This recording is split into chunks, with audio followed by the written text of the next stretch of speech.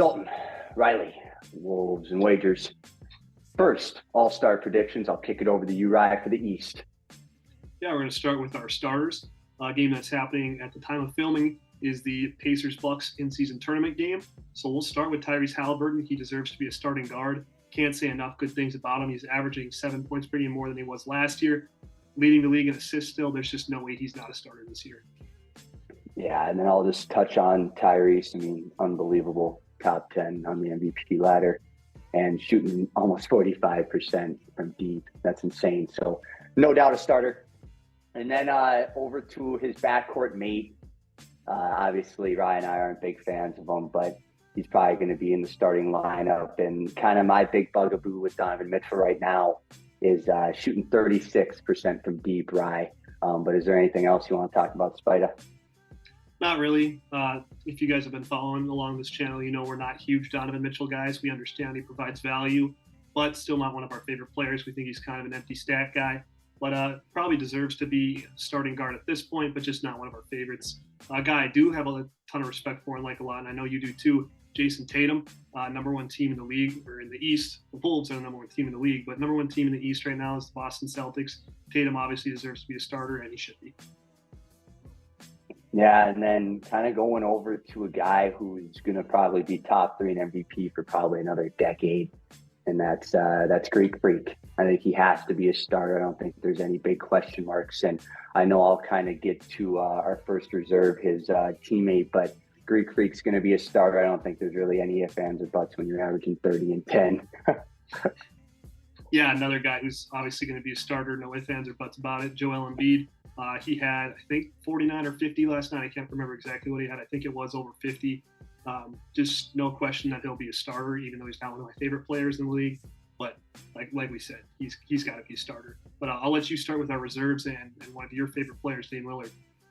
Yeah, and obviously Damian Lillard needs to be an all-star in the East. I know he hasn't had his best season when it comes to the stats, but I think his shooting splits will kind of rise, obviously, when he gets used to playing a little bit more with Greek Freak, but he's still going to be an all-star.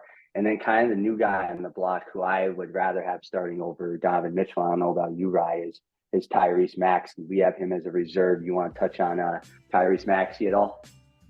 One of my favorite players to watch in the league. He was one of my favorite players coming out of that 2020 class, actually. I watched a lot of his film from Kentucky, and I know the Wolves had a little bit of interest in him and Halliburton. Would have been awesome if they ended up with one of them, but obviously ended up with McDaniels and Ant from that class. Can't complain at all. But I love Tyrese Maxey's game up to scoring with Harden leaving. That's probably the best thing that could have happened to them. Repooled some of their assets. So love Maxey. Obviously, he will be an all-star this year, his first selection, and he deserves it. But moving on to a forward spot, the first reserve forward, I'm going to go with Bam. I only think the Heat are going to get one all-star this year. And kind of Jimmy's MO throughout his career is he doesn't really care about the regular season. Come playoff time, there's not many players on the planet you'd want over him on your team. But during the regular season, he just doesn't really care much. Bam's putting up crazy numbers, should be in the deep boy conversation. So I think he gets that Heat bid. Yeah, and then kind of when you look at the Celtics, they got to have 2 all-stars. However you want to look at it, however you want to paint that picture as a fan. But we have Jaylen Brown as being kind of the running mate to Jason Tatum. And obviously they're just a problem in the Eastern Conference this year. And then kind of another guy, and we're going to talk about 2 stars out in Orlando this episode. But the first one is the all-star in both our eyes, and that's Banchero coming off a 42-point night. Now, I know they lost against Cleveland, but the Magic still looked great, right? They're still going to be high in our power rankings week in and week out. And a lot of that is due to Banchero. And then I'll let you touch on the last 2 guards that we got in the Eastern Conference, right? Yeah, the Magic have lost 2 in a row after winning 9 in a row. But like you said, Banchero had a 40-plus point night. Franz, I think, was like 3 of 17 from the floor, so that doesn't help his case. But they do deserve to have at least one all-star. Like you touched on, we think they could potentially have 2, or think they at least deserve a look at 2. But going to the 2 wild card spots, I'll start with Jalen Brunson. I know you love Jalen Brunson, so I'll let you touch on him too. But the New York Knicks are playing good basketball, and he's their ticker. He's their best player. And acquiring him from the Dallas Mavericks for essentially nothing, just via signing, fantastic move to pair with Julius Randle and the rest of them out there. He fits their identity perfect. Tom Thibodeau loves his play style, just a perfect fit there out in New York. And then the other wild card spot, as of now, I think is going to be Trae Young. So I do think two guards look at the last two spots. The Hawks aren't playing the best ball right now. They lost to the Nets last night, and maybe there's an argument that Mikal Bridges should get that wild card spot. But when you look at Trae's raw numbers, I mean, they're just really, really good. And so I think he might get the edge this time. But our first three off, Mikal Bridges, number one, Scotty Barnes, number two, and then Franz Wagner, number three. So any one of those three guys could also steal that last wild card spot. Yeah, I think, after Brunson, I think all those are pretty much locks. Now, if you want Kristaps in front of Jaylen Brown, which some people have said you can maybe do that in our eyes, but we would rather have Jaylen, obviously. And then, Bridges instead of Trae, or maybe if you want to throw Scotty or Franz instead of Trae, we kind of understand that. But that's our East. Now I think we should kick it over to the West, unless there's anything else you want to touch on in the East, Rye. No, we'll start out in the West. I'll start with a guy who had a 40-point triple-double last night. He had a triple-double in the first half. Luka Doncic, I mean, that's just an easy answer. There's no questions that he should be a starter. One of the most popular players on the planet. One of the best players on the planet in general. So don't need to overthink that one. He'll definitely be a starter out in the West. Yeah, and then I think I'm just going to run through kind of the three GOATs in our lifetime quick. Curry, LeBron, Durant. Don't need to really touch much on them. They're still playing fantastic basketball, and they probably will be starters. Yeah, they deserve to be. Another guy who I think is also a lock to be a starter. The West starters were pretty easy to make, actually, because you got Jokic. There's no way he's not going to be a starter. He'll be one of the top vote getters, arguably the greatest player on the planet in a lot of people's eyes. I don't think it's arguable, but some people like to. Regardless, he'll be a starter. Love Jokic's game. But moving on to the reserves, this is where it gets a little more tricky because the West has so much talent in it. But a guy who no doubt will be a lock, even though he missed a little bit of time to start the year, is Devin Booker. Yeah, and you look at D-Book and where the Suns are at. I mean, we have them high in our power rankings for obviously Kevin Durant, but Devin Booker as well. And his playmaking has taken the next step. I mean, when you average over 8 assists, and that's just getting started. I think we could see that number close to 10, like you've even mentioned before. And if he's averaging close to 30 and 10 and being able to, shoot 45 and 40% from three, I mean, you're talking about one of the best players in the league. It's just right now the West is just loaded, especially in the backcourt, with another guy who I'll let you touch on, SGA. Yeah, leading the Baby Thunder. It's funny because the Baby Thunder used to be a young KD, young Westbrook. Like, those were fun teams to watch. And now it almost seems they're right back to that. I don't know if they'll make the finals like they did when like Westbrook and Durant were in their early 20s.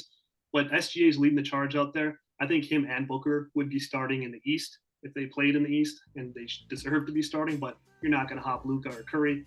And ultimately, it doesn't really matter if you're a starter or reserve. It means the same just to be nodded as an all-star. But SGA is a lock to be an all-star, averaging 30 points a game again this season. So fun to watch him play on the Thunder. But I'll kick it to you now for the forwards.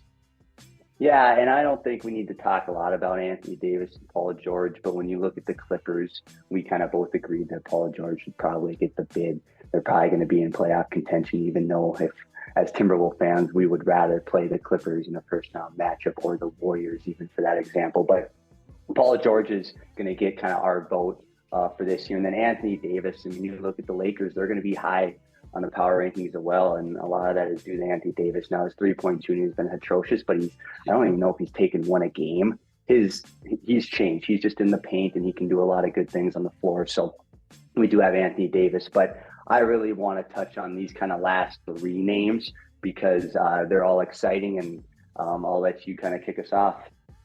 Yeah, the last forward reserve spot. And now when we made this list, it was a couple days ago.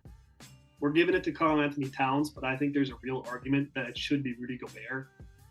It's tough because the Wolves are probably not going to get 3 bids. There'd have to be a lot of injuries, I think, for that to happen, even though they are 16-4 in first place in the West at the time of this filming. But we'll go with Cat for now, just based off of his raw numbers. I think it's a little more appealing. But going to the wild card spots, Anthony Edwards is the lock for the Timberwolves, even though he's missed a couple games, didn't play great yesterday as far as efficiency goes. You still look at his numbers, averaging over 25 a game, like 6 rebounds, over 5 assists. Like, he's really become a complete player, shooting efficient from deep, like 38%, 37% or something like that for a tough shot taking guard. Like, that's pretty good. From the floor, still overall pretty good, like 46, 47%. So Anthony Edwards is a lock. And then the last one I think will also be a lock in the wild card will be De'Aaron Fox. The Kings deserve an all-star. I don't think it should be Sabonis. I think it should be the guy that's averaging 30 points a game. We'll see how the league views that. But do you want to start us with our first three off? Yeah, so I'll just kind of run through them quick, and then we can touch on them. Kyrie Irving, Zion Williamson, and then you just touched on them, Sabonis. All three in a lot of normal years would be, yep, no doubt, all-stars. But look at some of the reserves on this list. Devin Booker is going to be an MVP candidate for the next 3 years, probably. SGA, MVP candidate for the next 3 years. Anthony Davis, Paul George. I mean, you go down this list, who are they replacing? Okay, you want to throw Anthony Edwards' name in that? Well, you probably should throw Cat's name in there first, because Anthony Edwards, you take him off this Timberwolves team, they're probably still a really, really good basketball team, but they don't have 16 wins through the first 20 games. But is there any player that you want to touch on, Rye, out of these three?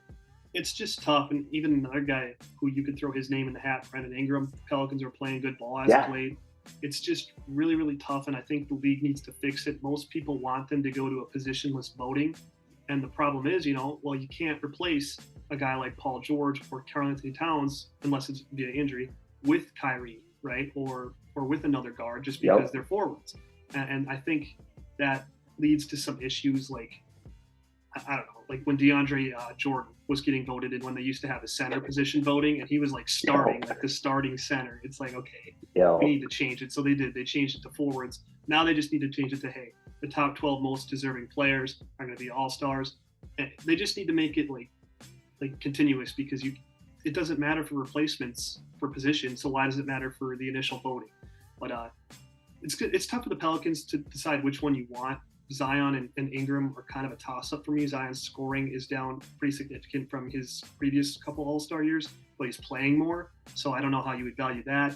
It's tough with Sabonis because he's averaging like 20, 12, and 7, which is incredible numbers, but who do you replace him with, right? So it's really tough, but I'll let you wrap it up if you want to add anything else or any more players that you think could be deserving. Yeah, I'm just not putting Kyrie over Booker or SGA. Or Anthony Edwards or De'Aaron Fox. It's that plain and simple. But hey, let us know in the comments what you guys think about our first All-Star predictions, and stay tuned for the Wolves episode after their, I think, a big dub, even though it wasn't the prettiest game out there. So appreciate you guys as always.